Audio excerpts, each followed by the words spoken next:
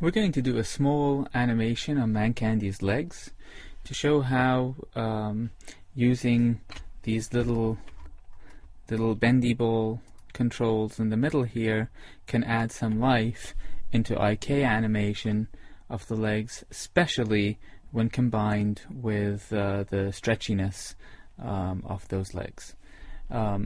So this isn't really a complete animation. It's maybe like a short 18-frame example that is mainly focusing on Mancandy's legs and not on his entire body. So before we start, let's make sure that we have the record button pressed here, and we'll go ahead and we'll start animating Mancandy. So I'm going to rotate his body a little bit using his main body controller here, just so that we can have a slight, like 3/4 view of his legs, so we can see the bend in them a little bit as we go. And I'll call this bendy legs. And I really don't care too much about the upper body. I'm going to just put his arms a little bit out of the way here, so we can have a view of his legs as we work. I'm actually not going to animate his upper body at all, so I'm just going to get these out of the way. Once again, so I was gonna, there we go, select the hand, and by the way, you can also hit Control and draw a little lasso around multiple bones, and I like doing that for the fingers a lot, since I can just sort of quickly position them all without thinking about it. Do the same thing with this arm.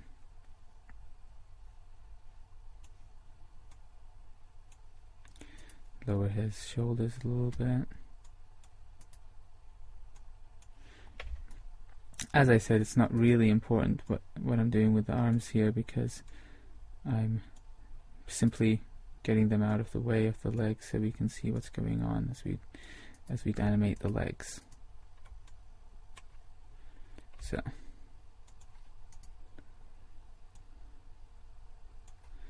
I can always change the viewport, make sure that nothing is really stupid. And just put this a little bit up, maybe hunch the body a little bit forward.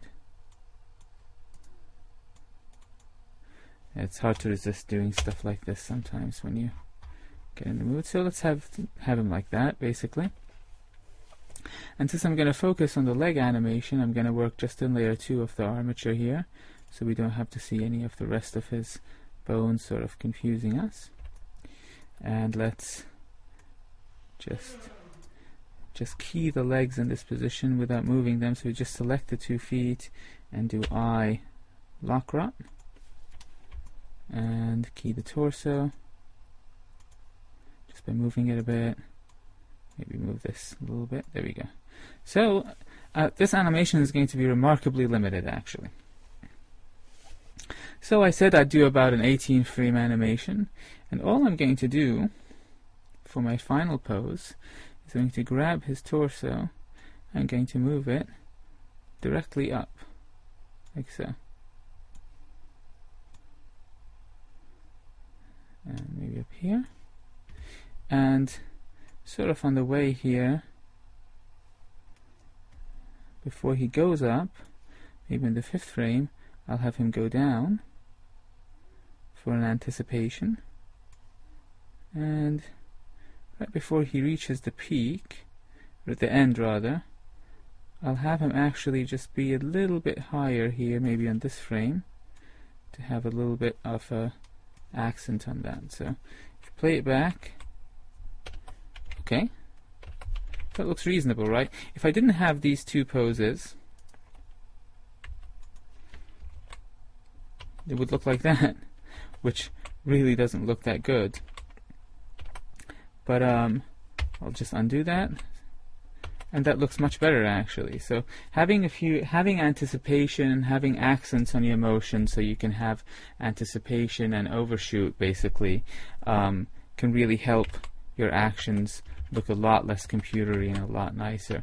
And normally that kind of thing you can do when you're planning out your animation in thumbnailing phase, or you can add that in after you've animated the basic keyframes and key poses, and then go through and sort of tweak that way. In this case, I'm just kind of working in this way. I have a kind of an organic way of working, so I don't always plan things out too meticulously, but I just kind of want to get the torso doing sort of the right thing here, because we're going to focus on using the legs to tweak how this looks. So this looks okay, ignoring the fact that his upper body is not being animated at all and his feet are staying glued to the ground. But what we're kind of trying to use is to use these little stretchy and bendy bones here to kind of accentuate this motion. So one thing that would be kind of cool is if, as he's going up,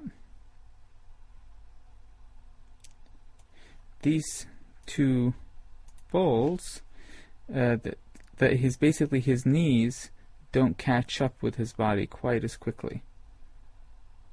So the motion is being pulled from the torso and is not quite transferring down to the knees at speed. And after he reaches this peak position, and his torso is actually going down. Somehow so the idea is the torso should be higher in this. Oh, my mouse is acting up a little bit. Okay, so now we have that. Let's play it back again. Yeah, so as his torso is going down a little bit, then we'll shoot the knees up a little bit too much, and then maybe a frame after this, recover them here.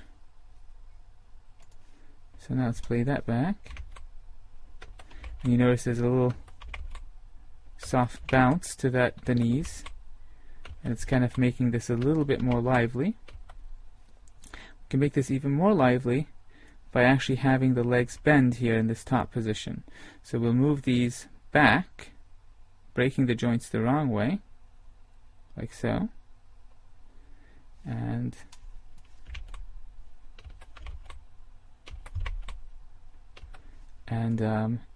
now we have to smooth that out so it's not such an ugly pose by changing his legs into little bowed arcs here. So we'll move these back,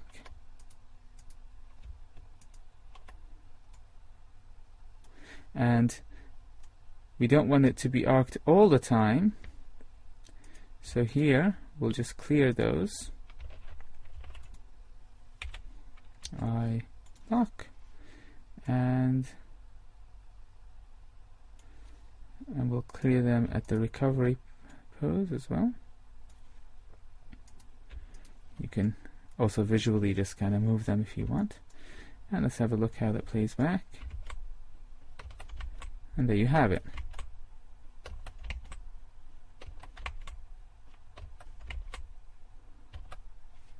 And we can play around with delaying these a little bit too if you want. So we can grab these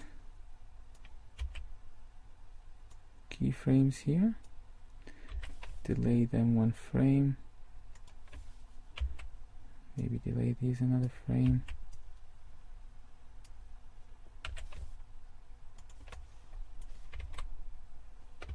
That's too much. I kind of like it the way it was before, actually. So we'll leave it that way. Yeah. So now we have a little bit more of a gooey feeling to his legs as they're getting stretched out of shape. And that's basically all we did.